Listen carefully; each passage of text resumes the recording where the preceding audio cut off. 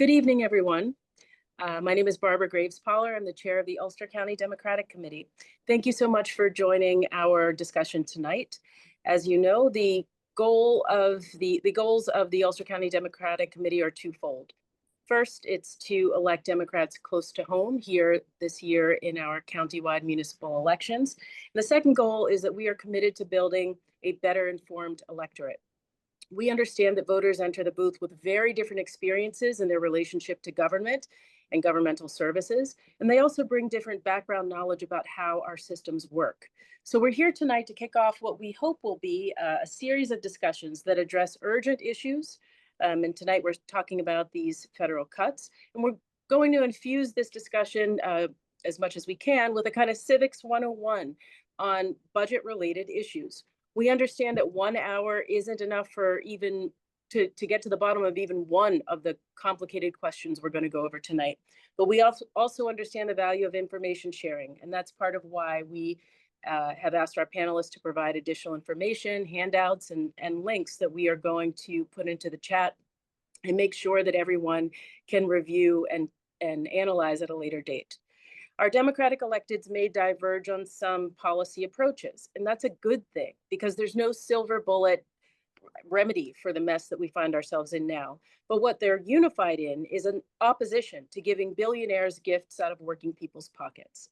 So I'm not going to spend any of our limited time tonight introducing our elected officials who you all know quite well. And I just want to kick off this discussion with a question to our county executive. County Executive Metzger, you've described the federal budget cuts as a self-inflicted affordability crisis. What do you mean by that? What I mean by that, well, first of all, do you want me to just answer it or do you want me to go through the presentation? I think answering through your presentation. So, Okay. yeah. All right. Well, that's what I got for you. So hold on one sec. Let me share my screen. And hi, everyone. Thanks. I want to just, first of all, thank Barbara and the Ulster County Democratic Committee for hosting this. I think it's incredibly important that everyone is informed. It's a big, complex issue, but it's a really important one for us to know about. So just give me one sec as I get the slides queued up.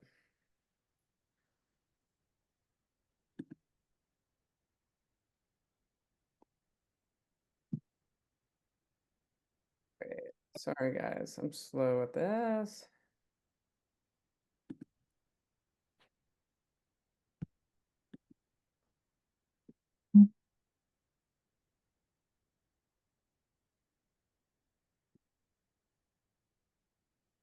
All right. Okay, so I just want to give an overview.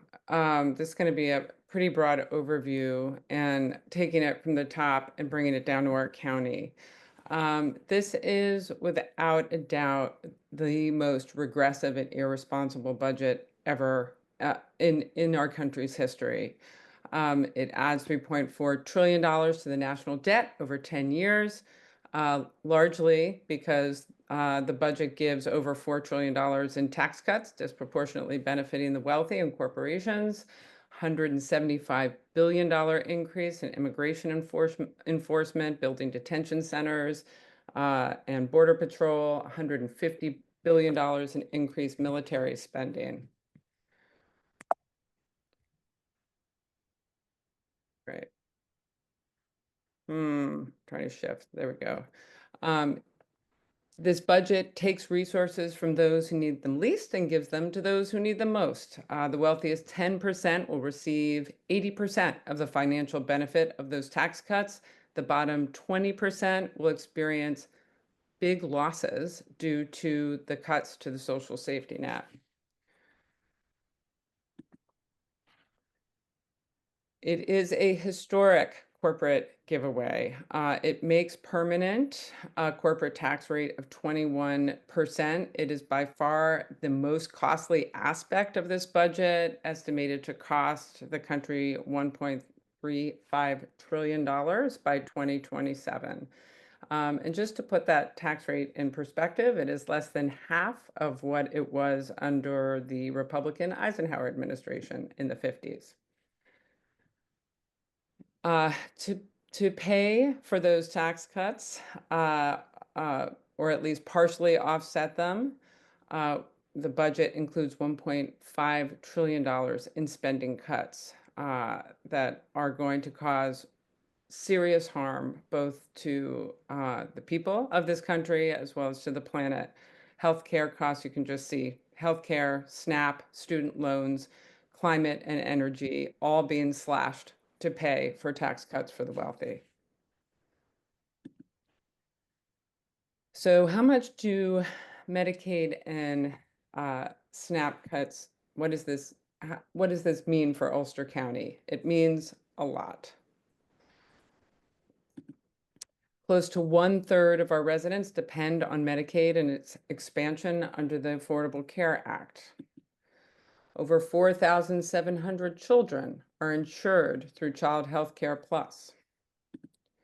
About 18,000 Ulster County households receive SNAP to afford enough to eat. Statewide, about 3.3 million people are expected to lose their health coverage, and many are going to lose food assistance. We do not yet have estimates for Ulster County, but it's going to be devastating for many people. It is not just people, it is not just our community members that benefit from these assistance programs that will be harmed. It is all property taxpayers in our communities. The Trump budget shifts federal costs for Medicaid and SNAP to states and counties, which will put upward pressure on property taxes. It's also creating new unfunded mandates for counties through work requirements, more rigorous eligibility certification requirements, which will also put upward pressure on property taxes.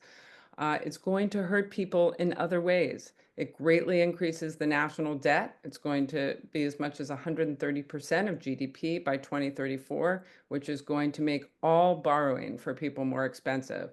Mortgage rates, credit card rates, all the rest.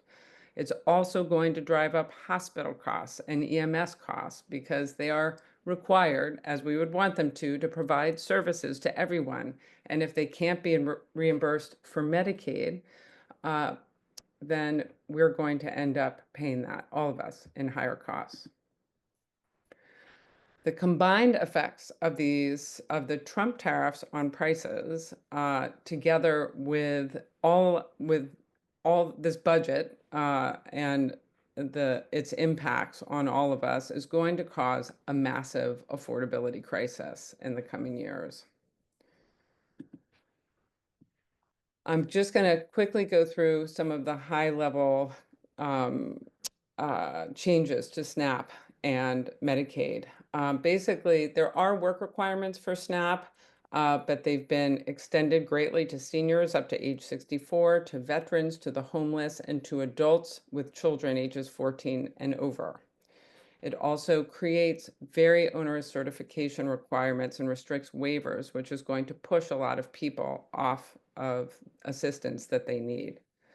It also rolls back the Thrifty Food Plan, which means that benefits are not going to keep pace with increasing food costs in the coming years. For Medicaid, the new there have never been work requirements for Medicaid in this country. The new work requirements will apply for adults age 19 to 64. They're much more rigorous, much more onerous eligibility determinations, which is going to push a lot of people off of their health insurance. And we'll talk about the cost shifts in a second. So what are the fiscal implications of SNAP and Medicaid changes for Ulster County? It's going to depend a lot on how the state responds to those cuts. This gives you just an overview of what Ulster County contributes now. So for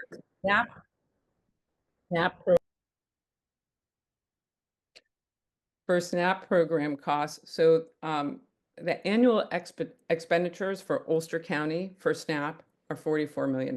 Those are program costs. We currently pay none of that. For Medicaid, the annual expenditure, the annual expenditures are $577 million for Ulster County. We pay a county share of about 6% or $37 million annually. To administer SNAP, the county pays 50% of administrative costs, which is about $730,000 a year. And we don't pay any of the Medicaid administrative costs. So under the Trump budget, the potential costs, and I'll explain why it's potential in a moment, but the potential costs, they've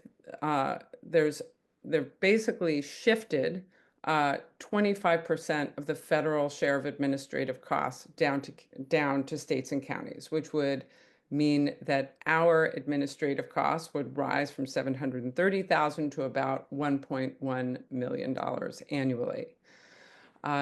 New York, for the first time, states will also be responsible for program costs. And this is a longer discussion that I don't have time for. It's pegged to error rates, but we are in the highest category of 15%. For Ulster County, the share of SNAP program costs is about $6.2 million. For Medicaid, it is unknown at this time what the impacts will be on Ulster County, but if the governor and legislature lift the cap on the county's share of Medicaid costs, which has been frozen since 2015, it could be devastating for us. I mean, truly devastating. Just going back, you can see the annual expenditures are $577 million, which is significantly larger than the entire county budget. So this doesn't have to come to pass for Ulster County. We do actually have a path forward in New York State. New York State is the eighth biggest economy in the world, and through reforming the state tax code, we can capture a portion of the unearned windfall that the Trump budget hands to big corporations and the wealthy and fill budget gaps and also bolster New York's safety net. So this just gives you an idea of the amount of money we're talking about. Under the Trump budget, the top 1% wealthiest households in New York will see in 2026 alone a $5.5 billion more in their pockets. The top 5% will receive an estimated $13 billion more as a result of the tax cuts. This is, by the way, far more than is needed to close the gap and also strengthen our safety net for the people who are going to lose access to health care and food assistance that they need. We could also have a much fairer corporate tax rate in New York.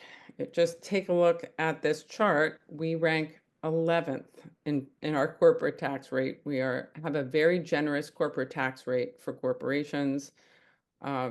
We can also tax stock buybacks. This was a bill I introduced when I was in the Senate. It is being carried by Rachel May. That is unproductive investment that could raise $1 billion a year as well.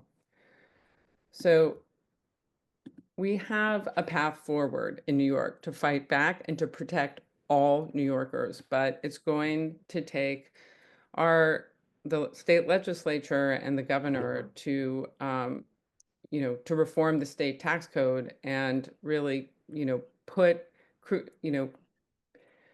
basically create the model that the rest of the country really needs to move forward and address this incredibly regressive and irresponsible budget. We have the power in New York. I'll stop there and we can take questions. Thank you. And I want to let everyone know that we're going to make a copy of these slides available to everyone. If it's not already in the chat, we're going to follow up with everyone who's registered with a copy of the materials so that they can review them in greater detail. But our next question is for Mayor Noble. The Trump administration has pushed a narrative about disorder and ineffective leadership in Democrat-run cities. How do you, as a progressive Democratic mayor, see these federal funding cuts affecting Kingston? And as one of these Democrat city leaders, how do you intend to push back on that narrative? Thanks, Barbara. And, I think one of the things that we have seen in our cities across the country is that we have been always progressive in our thinking about making sure that we are taking care of our residents. The number one job of a mayor is to be able to help protect the health and safety of our residents, regardless of whether we have had Republican presidents, Democratic presidents. We have always been focused on our residents. And this new federal budget has really shifted that burden much greater onto our cities. And here in particular in the city of Kingston, we are the front line. My employees are dealing with issues that are confronting our residents each and every day, whether it's housing affordability, access to high paying and good quality green jobs, being able to make sure that they can drive safely or bike or walk to work, being able to make sure that they have emergency response when they need it from either the police or the fire department or EMS services. And so each and every component that our democratically led and Republican led cities across the country are being attacked on each and every one of those key areas. We are going to lose funding. And when people talk about the trickle down effect when it comes to the economy, this is exactly, unfortunately, the playbook that is happening with HR 1 is that this is the trickle down of cuts that are going to be affecting our cities. And what I see happening, and it is just um, really a challenge for us, is that we will, because we are the most connected to our residents, we are the most accessible, we are the most responsive level of government, but we are going to take the most blame when we are unable to stand up and be able to deliver and fill these gaps. And so I think that that's what I see, at the city of Kingston level, is being able to create opportunities to change that narrative, to be able to be out in front of some of these key issues, to think outside the box, whether it's related to housing issues, environmental issues, being able to make sure that our first responders receive the support that they need locally, to be able to continue to deliver. But we have concerns. We have limitations to what we can do. And I think that that is a message that our residents need to understand before they gather their pitchforks and descend on City Hall, is that, we only have so much power. And I think that's a challenge, whether it's the 2% tax cap, whether it's our limits on what we can bond for, whether it is literally the federal funding that we receive. Just the city of Kingston alone on an annual basis for the last few years receive about $3 million annually on average. That doesn't include the $22 million grant for our waterfront that we may not get because it's been tied up in this administration. It doesn't include all of these other cuts that County Executive Metzger mentioned to Medicaid and Medicare and what it could do to our first responders and our ability to be able to do this work. And so, I feel that our residents need to stay engaged at the local level. We need our residents to make sure that while we are vocal about our dislikes and we fight back on what's happening at the federal level, we need to rally around our local electeds to be able to make sure that our residents know that we have their support and that we've got their backs as well, and know that when it comes time to our budget, that we may have to make some really difficult decisions. We may need to raise taxes to be able to continue to run an EMS service because our Medicaid reimbursement has been cut. And so we need to be able to have those conversations. And we also need to understand that these conversations are going to be really difficult, and that we're going to have to, again, work together as a community. and make sure that we remind all of our federal representatives, both locally and across the state and across the Northeast, that these issues are impacting our local taxpayers, regardless of whether they're a Republican, a Democrat, or an independent or non-enrolled. They're still making an impact. And so for me, I'm still optimistic that our cities are going to continue to persevere. We're going to continue to network together. We're going to continue to share ideas on what works. We're going to continue to make sure that our state and federal elected officials know when we find a good model that it can be expanded and improved upon, and that we know that we are going to be in it to make sure that our residents continue to feel safe, secure, welcome, and that our communities continue to thrive. And that's my role. And that's what I'm here to, just impress upon everyone this evening. So I hope I answered your question, Barbara. Sure, and we have some follow-up questions, but I'd actually like to pose the next question to Mayor Rogers. You're a mayor, the same title as Mayor Noble, but you're not a leader of a city. And so the first question for you tonight is, does your village have the same relationship to the federal budget as, say, the city of Kingston? And if not, what impacts on New Paltz do you foresee? Thanks, Barbara. That's a fascinating question, because I think what's interesting is we're regularly compared to the city of Kingston, and for a variety of different reasons. The way our government is run and funded is just simply different. I think what's interesting about a village is you can boil it down pretty succinctly in terms of our daily operations, including things like paying for parks and snow plowing and picking up trash on Main Street, and having a building department to perform inspections, and a zoning department to make sure that zoning codes are followed, is largely paid for by property taxpayers. And if we did not have the need for equipment replacement or large capital projects, we could just pay for this operation just using property taxes. But the way we've been operating as a local government, since I've been involved for the last 10 years, is we rely significantly on the federal government to pay for large pieces of capital equipment or large capital projects. Could be water, sewer, or a new fire station. So our new fire station is a great example in that our community was hoping to replace the former fire station, where we had been squeezing 4 fire trucks into a 3-bay garage for a very long time, for decades. And with some federal assistance and then money that flowed through New York State through the Governor's Office of Storm Recovery Program, the town and village worked collaboratively and replaced the old fire station with a new super energy efficient fire station that's in our community now, that's like serving our community broadly.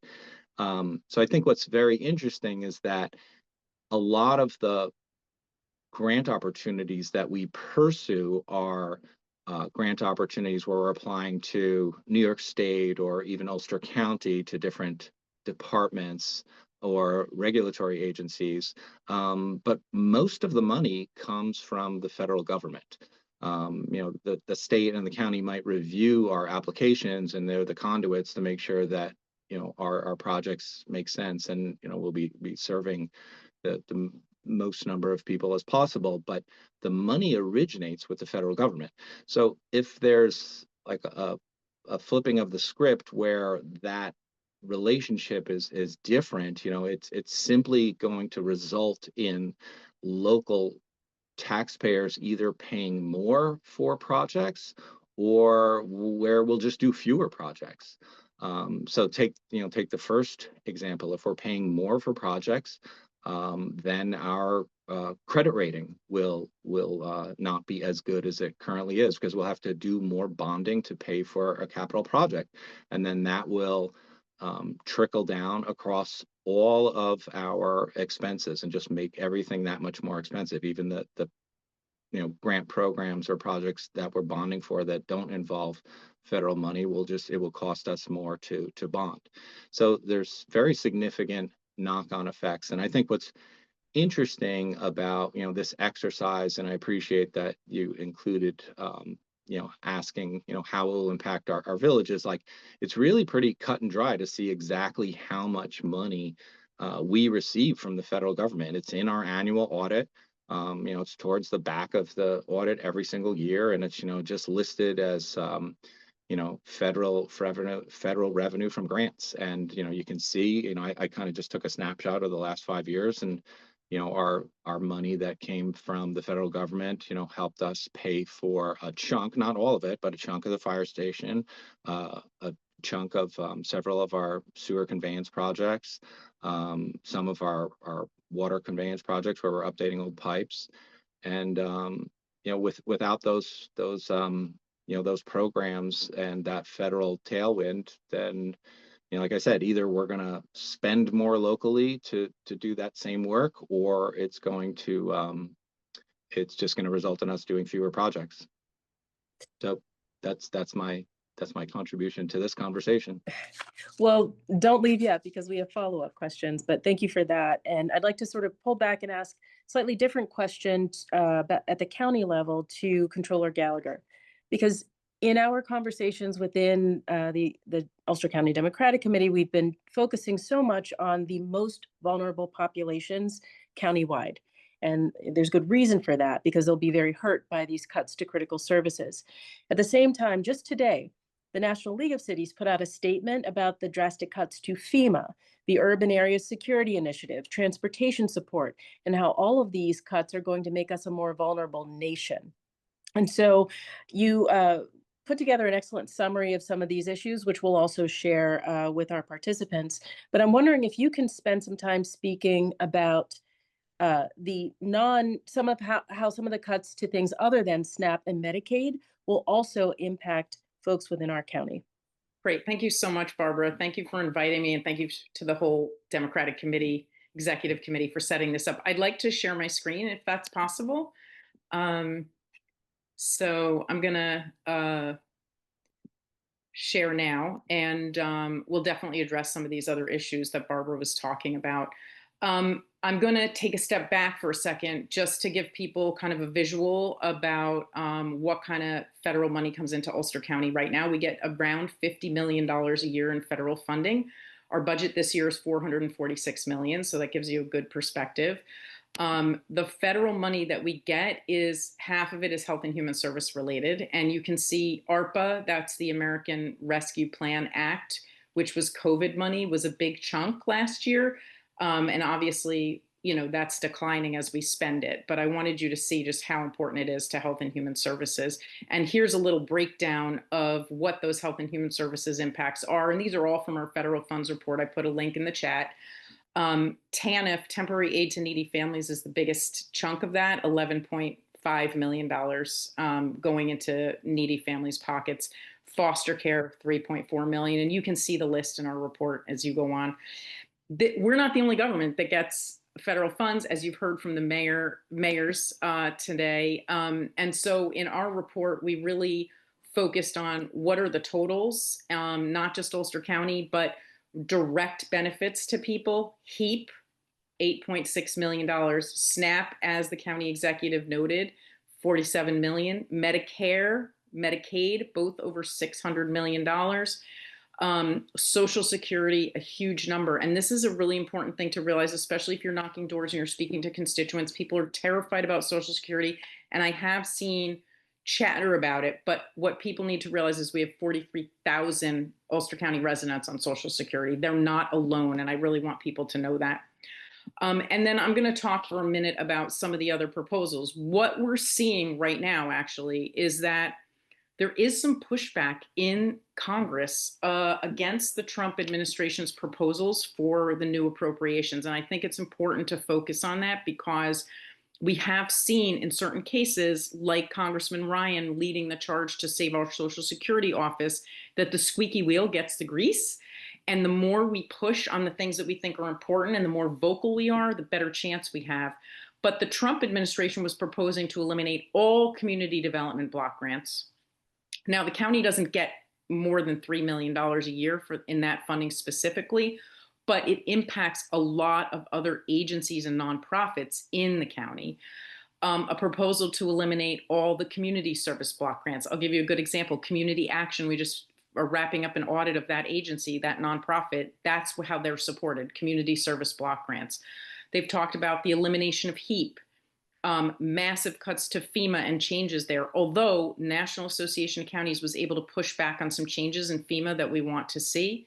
Cuts to USDA funding. You might not think that really affects us that much, or you might say to yourself, well, I'm not a farmer, I don't care, but I was just out in Denning last week.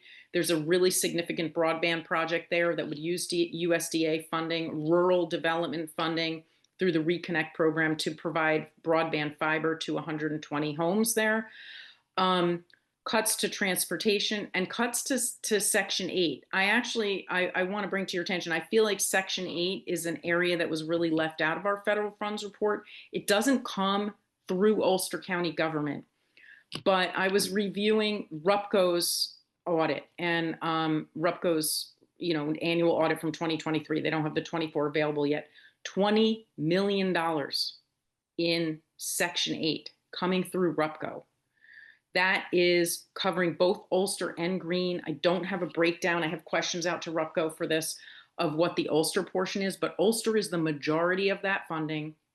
And that's, a lot of money that is coming to support Ulster County residents directly.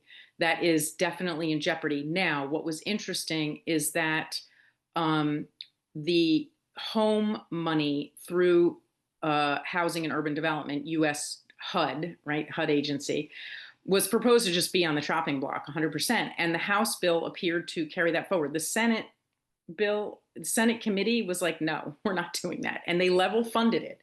So you're seeing a difference between the House and the Senate on those. And that would be really good if we can get support. I think we need to go outside of our own elected officials in some cases and speak to committee chairs and committee members who may be New York delegation, but not in our district, because I feel that we have our delegation, our congressmen in Ulster County really are on our side here. And I think the senators are as well too. So we're also seeing cuts to renewable energy programs. This slide doesn't say it, but a question I got in Denning was about cuts to education. There are big cuts to after school care for education. And the education department is on the chopping block, and student loan servicing has been moved to the SBA. All of these things are going to create a much more challenging environment for people to get answers to the federal questions that they have, and to get services that they're asking for or feel they need. So this is just a summary. Now, I want to say something about Medicaid cuts, because you may say to yourself, I'm not on Medicaid, I'm going to be okay. But here's the problem. People who are on Medicaid now and have their insurance cut don't stop getting sick. They are still going to get sick. In fact, they're going to get sicker because they're not going to get the preventative care they need. They're still going to show up at our hospitals and nursing homes, and the hospitals are required to serve them even if they don't come with funding, which means it's going to put tremendous strain on our service providers. And this is going to impact the quality of care. And there are grave concerns about hospital financial security with these cuts going forward. I believe actually that there's been a list generated. I don't have it. I'm looking for it. I'd love it. If anybody here gets the list of hospitals that are in jeopardy for closure from these cuts, please let me know. But I read that there are 180 hospitals in New York State that are in jeopardy. And I am concerned about Health Alliance and Ellenville Regional Hospital, as well as Margaretville, that serves the western part of the county. So I think that the cuts in Medicaid have the potential to impact other areas. And then lastly, I just want to take you to sort of what I'm thinking action items are. And obviously, our elected officials are going to be advocating in Washington and Albany. You heard the county executive already speaking directly to this. And we should urge action by our elected officials. We need to make sure that we're providing factual information. I mean, Jen and I are like in constant communication, like even 6 o'clock in the morning. Like, how these numbers don't match? Like, there's such a plethora of information that just trying to get the right numbers is challenging right now. So I ask everybody to be patient. We're all going to have to identify local priorities. That's city, town, village, county, state. Like, what are our real priorities? We're going to have to hone in on those because we are going to have to make cuts. We are going to have to reduce spending, and we should be thinking about that now. My office doesn't handle the budget. We don't make cuts. We don't do appropriations, but we know that they're going to be coming. We're going to need to do it. And we're going to need to identify new revenues. And that was what the county executive was speaking about in terms of taxation. But there are a lot of other opportunities that we should be looking at as well. So I'm going to just conclude with that. And I look forward to answering questions. Thanks. Thank you. I'm going to ask a couple of broad questions to everyone on the panel in a second, but first a couple of targeted ones.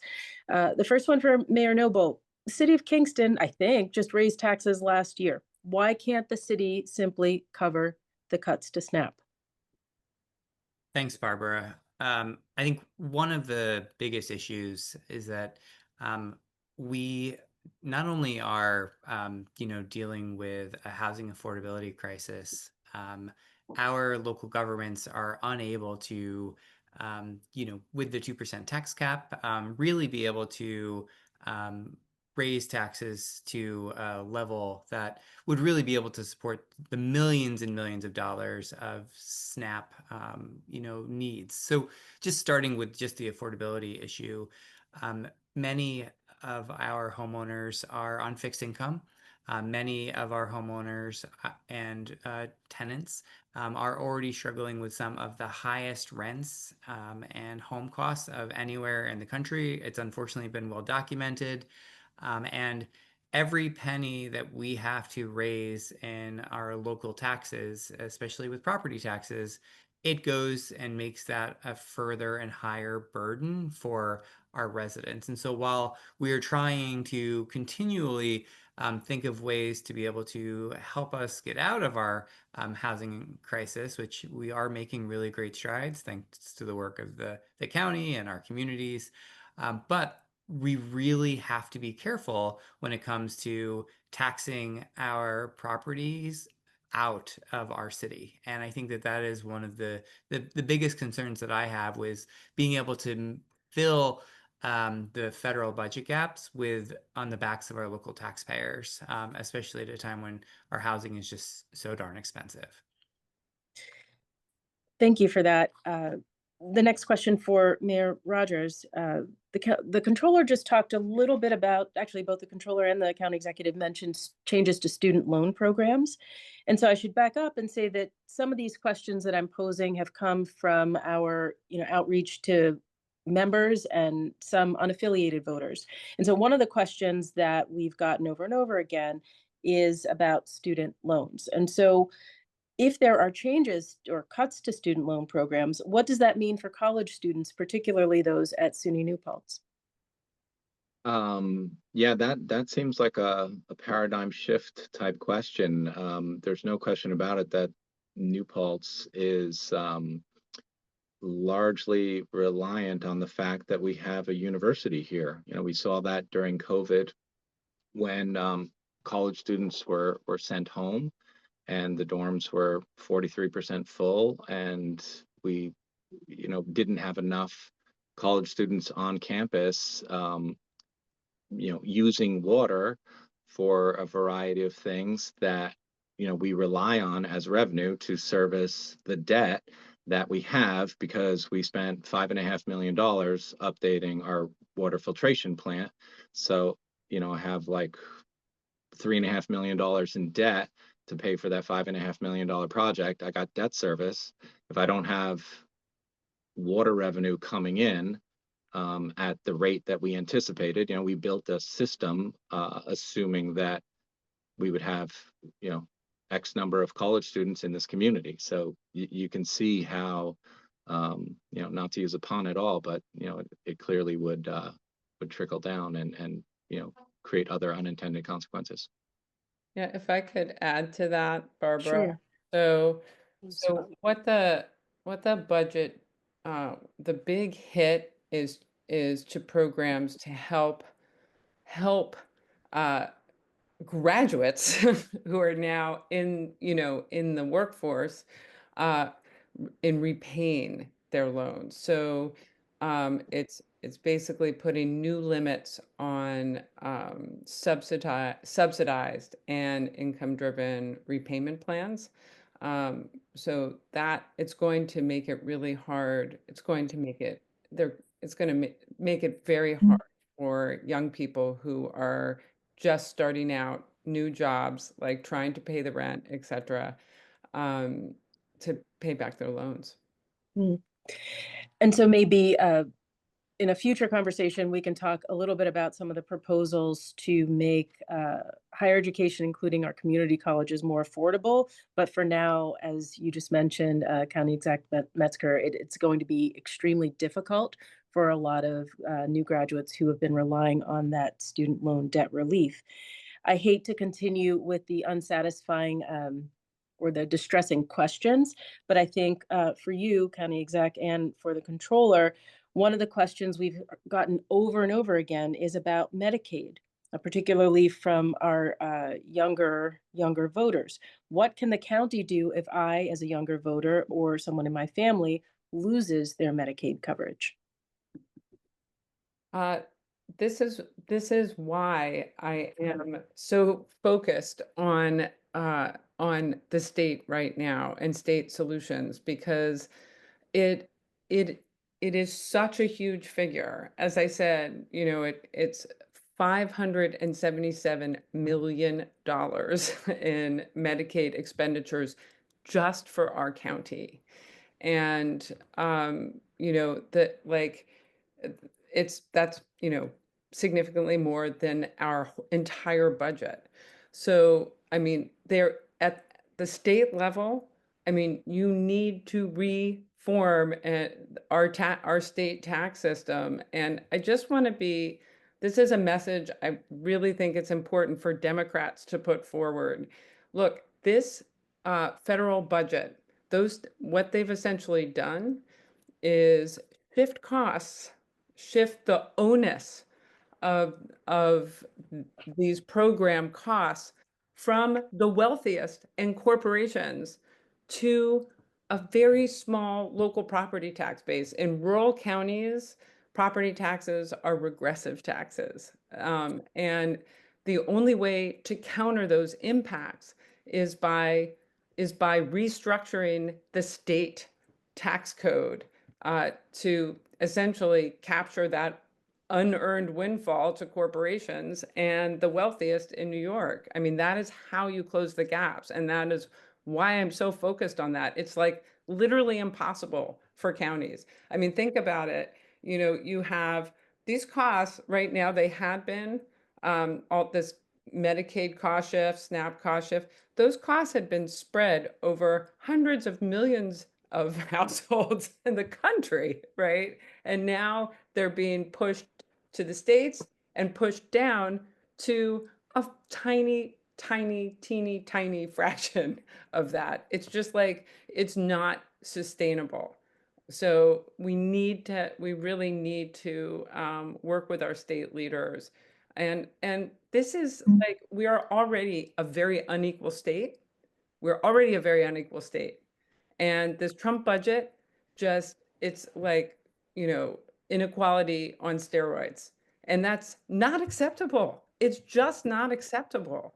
We have so many people on Medicaid because they're not paid enough in their jobs, so let's like model what a compassionate, humanistic, caring, and quite frankly, pragmatic state looks like. You need your workers to be able to afford to survive if they're going to be here to work. So I really think that's got to really be our focus right now. Thank you. And since this was I want to see if Comptroller Gallagher wants to add a point before we move on to the next question, since this was a county-wide question, if you want to answer. You're first. on mute, Mark. Got it. Thank you.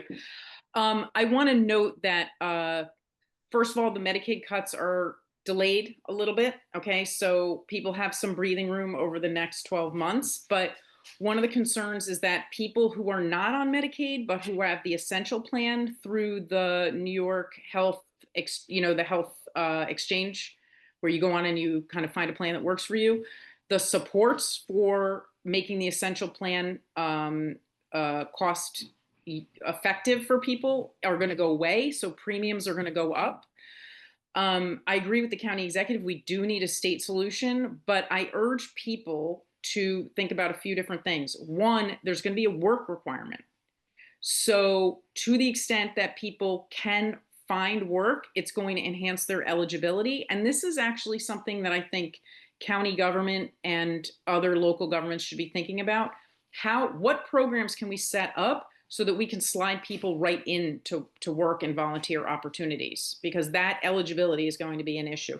The second thing is, if people have the opportunity to partake in preventative care right now, do it, right? If you have care right now and you are putting something off, you may want to consider getting it done and doing it and taking care of it if you think you're going to lose care, or there's a chance that you're going to lose care in 12 months or 13 months or something like that. So I know that those sound like little things, and that's why I keep saying to people, they should rest assured that there are millions of New Yorkers, okay?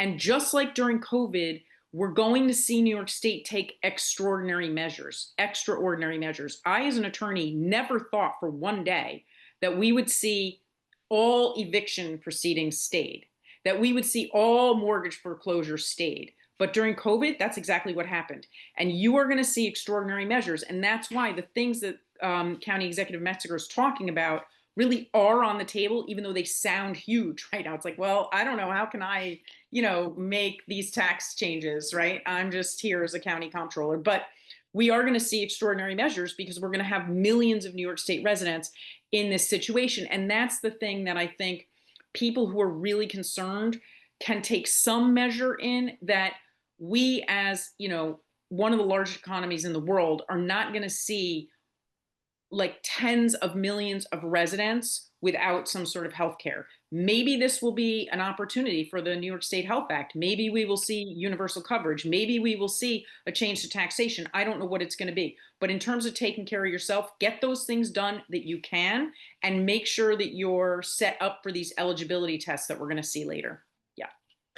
Thank you. And, in the time that remains, I want to throw out two questions and give a chance for everyone on the panel to decide which one they want to respond to in just a couple of minutes, because they both go back to the twin goals that I announced at the outset. So question number one, this goes to the Civics 101 concept. Everyone on this panel has gone pretty granular, and it's great. But that's going to be really helpful for people viewing this who are already familiar with some basic terms of budgeting, like regressive or progressive taxation. What would you recommend for people who are hearing some of these terms for the first time, so that they can just start getting a better understanding of how these budgeting system works, how funding moves from the federal or state levels through a service that matters to them? So that's question number one. Question number two, all of this is horrible. What can we as a county committee do to help better protect our community members, and how do you think we should engage our community in that effort? So pick your poison. You've got two very broad questions, and I'd love for everyone on the panel to share some of their recommendations. I'll jump in first just to say, the idea that I just mentioned, that we are going to need to align, recipients of SNAP and Medicaid with volunteer and work opportunities. And believe me, we have systems in place right now that try to set people up with work. Like it's not an area that's ignored. But one thing the committee could do is to think about ways to identify volunteer opportunities that people could take advantage of in a big way, not in a micro way, because it's hard to think broadly like that. So that's one area that I think could be helpful. And just sharing out complete information whenever possible, which I think this forum is an example of. On the budget side, I think everyone should take a look at the budget, like go to your town or your village or the county and look at the budget. Just look at it. It's daunting, but still in all, you seeing it, I think, is helpful. And there's almost always summary documentation at the beginning that kind of lays out the general expenditures and revenues. And that will really help people, I think. And the last thing I want to say about budgeting is that there's no stupid question. I have seen so many times where a member of a board, a board of directors or a constituent will ask, like, why is it this like this on this budget? And lo and behold, the answer is, well, that's the way we always did it. And that is not a good answer, and it leads to change. So I would say, no matter how nervous you are, it's your money that's being spent, and you can look at those budgets, look at the summary documentation at the beginning, and ask your questions, because good questions lead to change. Thanks. Okay, I'll follow up on that. So first of all, I think, you do have, this is great that you're all here and really educating yourselves on these issues. And we, are sharing our slides, and please feel free to, reach out. I'm always happy to provide more information if you need it. But I think it's really important for us as Democrats to have very clear messages about what's happening. The Mayor Noble, talked about how we're like on the front lines, like people will be like with their pitchforks, like, why is this happening? And that's because we're here. This is, we are in the community with you, and but we have to be really clear about what's happening right now. And what is happening is a massive shift of resources from those who need them most to those who need them least. And that includes all of our rural property taxpayers. It is not just people who get benefits like social safety net benefits. That message, people don't really understand the extent to which they will be negatively affected by this budget. The other thing is pushing, I can't say this enough, like just, getting out the message that we really need the support of our state government to really start doing that planning now for how they're going to respond to this, and not wait. There's a bit of an underestimate, I believe, in the cost impacts of this budget for next year. They say it's 750 million. The state does. It's not taking into account like the loss of benefits that people are going to see. And the following year, it's several billion. But we have the resources, as I laid out. We just have to capture them as revenue to fill the gaps. And then lastly, just like we're looking at what we can do to catch people that are falling through the cracks, and ways that we can bolster our food security networks and food security programs, and ways that we can just get resources to people. The work requirements thing, that's really tricky. Like most adults already work in New York who are on Medicaid. Over 71% of able-bodied, non-senior, non-disabled adults work.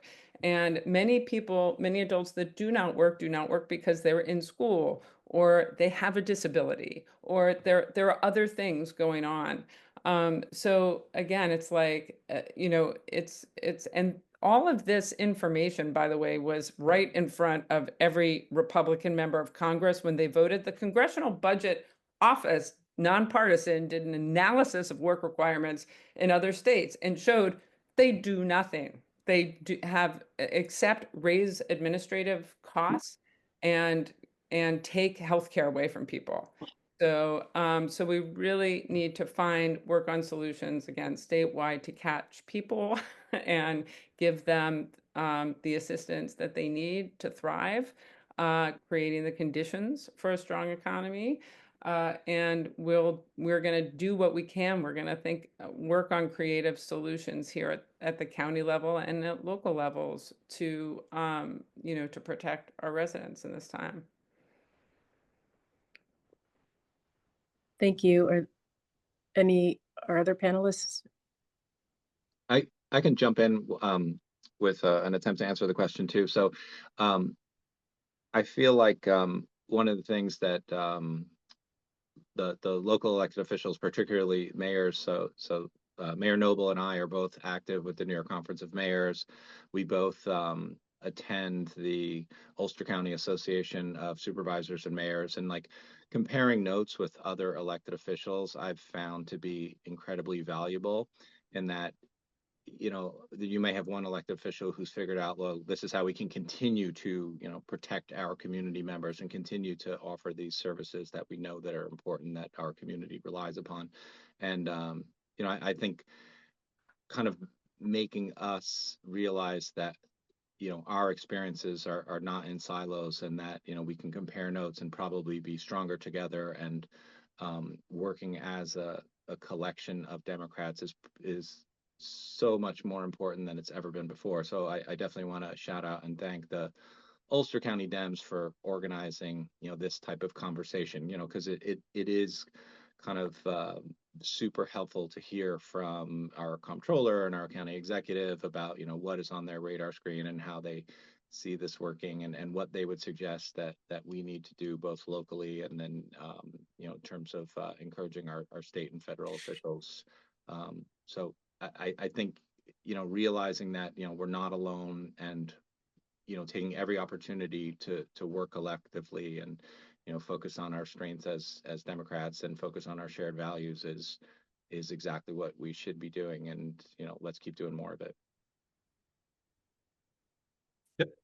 I get to say the last few final words right here. And so I do want to just echo what Tim said, is that, you know, I really want to thank the Democrats of Ulster County for bringing us together to talk about this really incredible issue. But I also want to just say that we are also really lucky to have some really strong, really dedicated public servants that work in this county at all levels of government. And there's a lot of reason to be dismayed by what's happening at the federal level, and even some of the things that we're seeing states do across this country to disenfranchise residents and voters and hurt the public.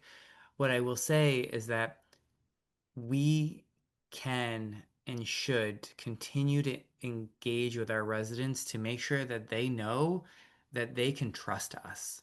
Like, we are here in Ulster County, the good elected officials, and I are here tonight to be able to just express to people a really complicated subject in a complicated area, but this is what we do every day, is that we try to work with our residents. And I think my last message for today is that, you know, when we send out a newsletter, when we talk about some of these issues, and we, you know, make public statements about these impacts, I just think it's really important that our local, you know, residents realize that we're telling them the truth.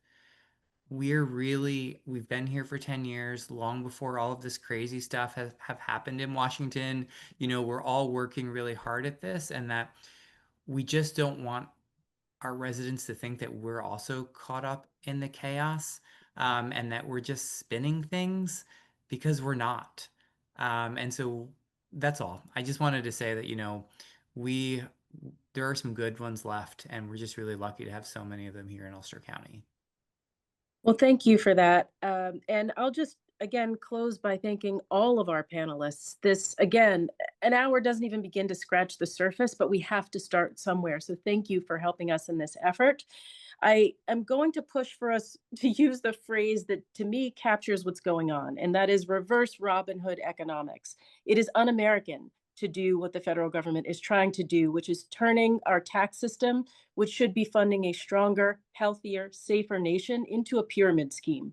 And we are so glad that at least here in Ulster County, our elected officials are committed to working to oppose it to the full extent of their capacity. The Ulster County Democratic Committee, again, is focused primarily on candidate recruitment and success, but we can't turn a blind eye to the hardship within our community. And so just like we started the winter clothing drive in the beginning of the year, we're working on another volunteer event, and we'll again follow up with our panelists to think about better ways to connect our volunteers with ways to mitigate the hardship within our community. We'll also be stocking headquarters here in Kingston with more information on social services and supports that are available. So thank you to everyone who has stayed with us for this program. I urge you to save the date for our upcoming fundraiser on September 29th, where we're hopefully going to raise more resources to continue this work and support our volunteer efforts. And we will also be announcing future webinars very soon. So thank you all and have a good night. Thank you so much.